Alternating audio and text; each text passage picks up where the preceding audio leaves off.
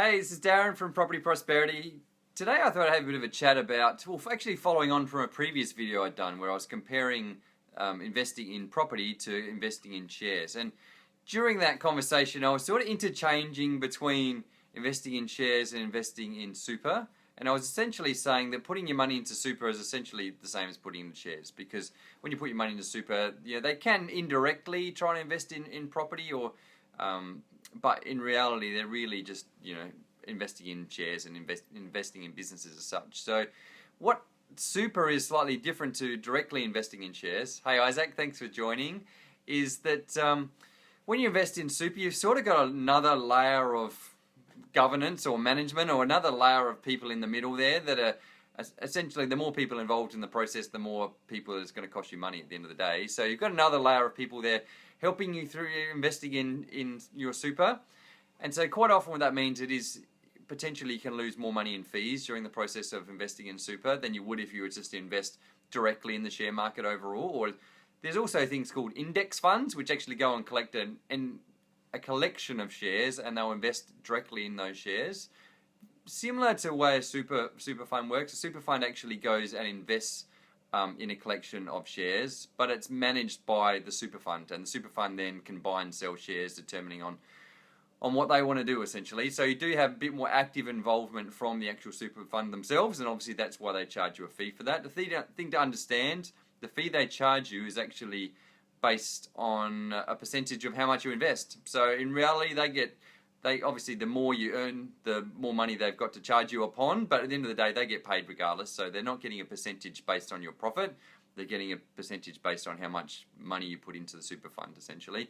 The thing to understand is it's been government regulated to invest in super by the government, and so basically you don't really have much choice. If you do want to put money in super, or you don't want to put money in super, then you're obligated to put it in there anyway. So the good thing for the super funds is they know then there's a massive pool of money there that has to go somewhere, because we don't have any choice. It has to go into a super fund.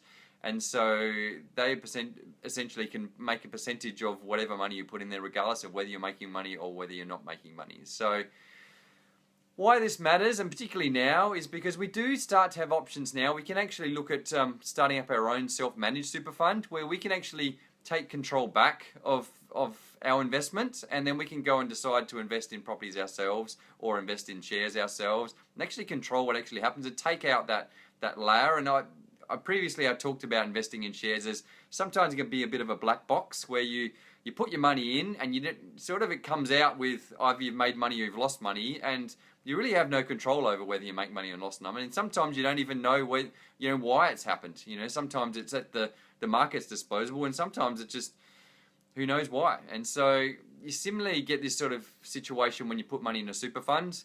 You can choose whether you want it to be a more aggressive super fund or a more conservative super fund, but at the end of the day, they're just going to do whatever they want with the money, and whether it's good, bad, or indifferent, they know you've got to put your money somewhere, so you don't really have any choice. So this is why a lot of people now are looking at putting their money in self-managed super funds. The thing to understand, it's very highly regulated, because the government said about creating super funds or putting money in your super, because of what they're trying to do is they realize they've got a massive proportion of the population is going to be retiring relatively soon. I don't know if you know, but when they first brought up the retirement age is 65, the average life expectancy was, I think, like 63 or something. So they sort of knew that it was a bit of a no-brainer. They couldn't go wrong, because they'd hardly ever have to pay out on retirement pension, because most people didn't live to retirement.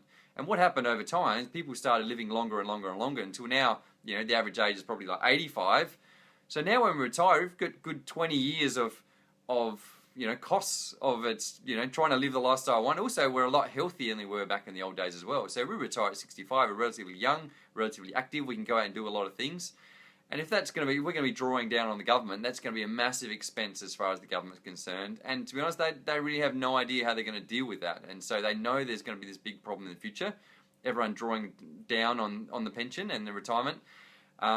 But where's this money going to come from? The government's already struggling to try and have a balanced budget. So when we have this in the future, this double whammy of everyone retiring, so that's not putting taxes into the economy, and likewise everyone drawing from the government, And so that means there's going to be less money coming in and more money going out, and they know they're in a bit of strife, essentially. So they're looking at ways of trying to deal with it, and one of the ways is to try and get people to put more money aside for super. That was the original logic behind getting people to put money in super, but what happened along the way is people with lots of money, they realised it was an opportunity for them to try and save money on their tax. And so, because the government wanted to give people an incentive to put money into super and put money away, the thing is, because there was this, tax incentive to try and put money in super, it was generally the wealthiest people, the people that least needed to put money away, that were putting money into their super because they were finding they were getting all these tax benefits. And initially, because this was something they relatively recently decided they really wanted to get as many people as possible putting money into super, they made those tax benefits really appealing. And so they got to a point where, it was almost, you'd be crazy not to put as much money as you possibly can into super, particularly if you're a wealthy individual, because you were saving so much more than if you were, paying at the highest tax rate, essentially. So there was huge amounts of, particularly really, really wealthy people putting money into super. The thing is, though, for your average Joe, they were essentially getting forced to put their money in super when they probably needed money just to live their day-to-day lives, essentially, because, they were struggling to pay their bills day-to-day, let alone trying to plan for their retirement. And so the issue with that become this unequal playing field is the tax benefits, which were meant to be geared towards trying to get people that didn't have a lot of money to put money into super, were all going towards the really wealthy people because they were minimizing their tax. And again, this means less money into the system, into the government, essentially, and more money out because they're not paying as much tax as they otherwise would.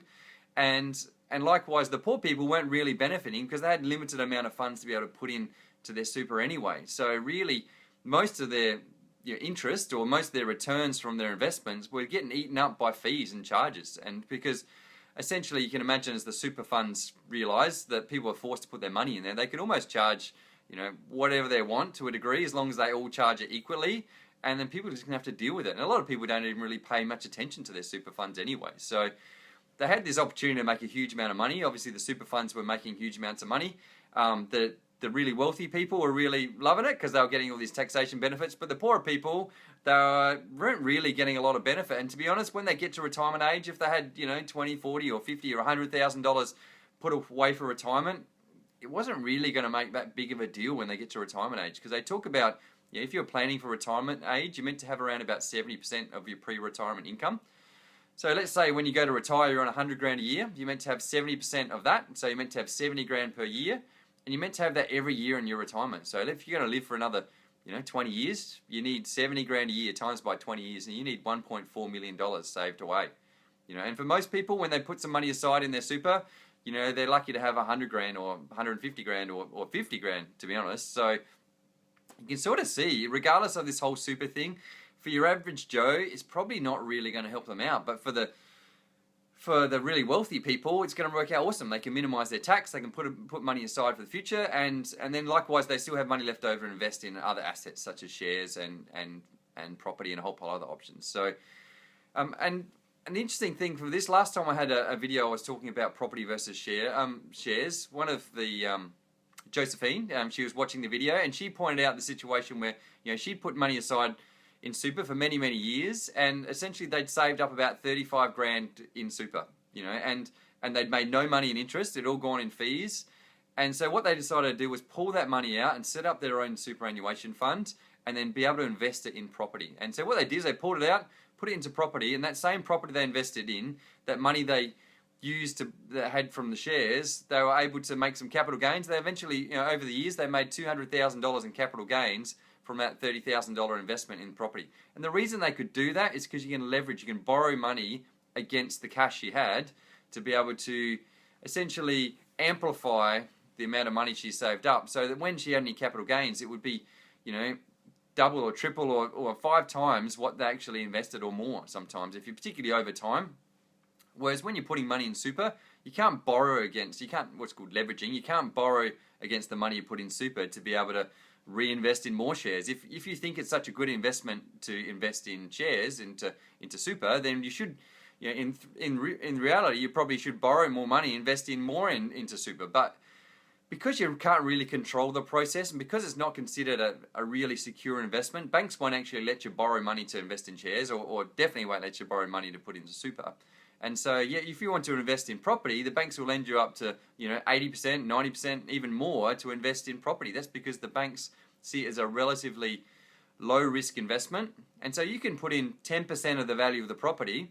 Let's just say it's a $400,000 property. You can put in $40,000, and then you can, potentially, let's say the property over the course of a couple of years, the property went from $400,000 up to $500,000. You've just made $100,000 by kicking in $40,000 up front. So you've made 2.5 times your money just within the sake of a few years. When they talk about property doubling every 10 years, they're talking about property going up by about, on average, about 7% over time. And so if it doubles every 10 years, you put a $400,000 property you bought with $40,000 investment, and it's doubled in value, it's gone up to $800,000, then essentially you've made 200% on your money. So you look at that compared to putting your money in super, it's just so, the returns and the potential returns and the potential gains as an investment strategy is so much lower in super than it would be if you went to put your money into property. Not purely because of the returns, but also because of the fact you can leverage into property where you can't leverage into shares. And so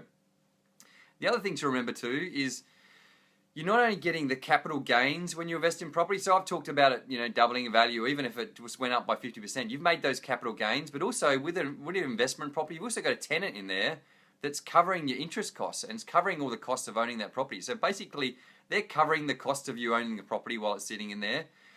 And then you're going to get these capital gains on top. And then on top of that, as rents improve, then suddenly it's going to start putting money into your property. And so you're going to start earning what they call positive cash flow. So that means it's actually putting money into your pocket. So over the course of that 5 to 10 years or 20 years or so, suddenly that investment in the property is going to put money in your pocket.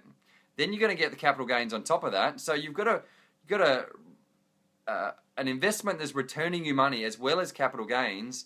And so you can see how over time, if you bought 1, 2, 4, 5, 10 properties, let's say you've got 10 properties and they're all putting money in your, even if it's $400 a week, times by 10 property, that's $4,000 a week you're putting in your pocket. So you can imagine as an investment strategy, how that would set yourself up for retirement. On top of that, you've also got the value of the property sitting in there. So if you don't even need to pull any money out of the property. You can just live off the rental returns, and then when you pass on, you can then sell those properties and share it off to your family, and you're setting yourself up for the future, but also you're setting your family up for the future as well. So you can see that compared to putting your money into super, it's basically just going to sit there. It's almost forced retirement. The issue is, are you really going to get the returns than you would get if you could put it into investing directly yourself, and to make sure you're going to get the best return you possibly can. So hi guys, hopefully that's all made sense, and thanks for all the likes, I really appreciate it. And thanks John for joining, I'm glad you agree. And thanks Rick, I'm glad you it all seemed to make sense. And if it's made sense to you, then click on the like button. And if you think that someone out there is trying to put their money away in super and they're not really sure whether this is the best thing to do, then perhaps you want to share this, and hopefully they'll get some really useful information out of it. Because I worry sometimes that people just assume that everything will be okay in retirement. But if you really think about it, if you're just putting your money away in super, whether it's actually going to set yourself up for retirement, then I think you maybe really need to do your numbers and really think if this is the best thing for you. So if you've liked what I had to say, then that's great. I really appreciate it. And if you want to share it, I really appreciate that too. And if you've got something you want to comment, or you've had a situation in the past where you put some money away in super and maybe haven't got what you expected out of it, or likewise, put some money into property and you've had a good, really good return, I'd be really interested to see how it worked out for you. So, or if you've got something you would like me to talk about in a future episode, then put a comment in the comment box and I'm happy to chat about it. Thanks guys, and I look forward to talking to you next time. Bye.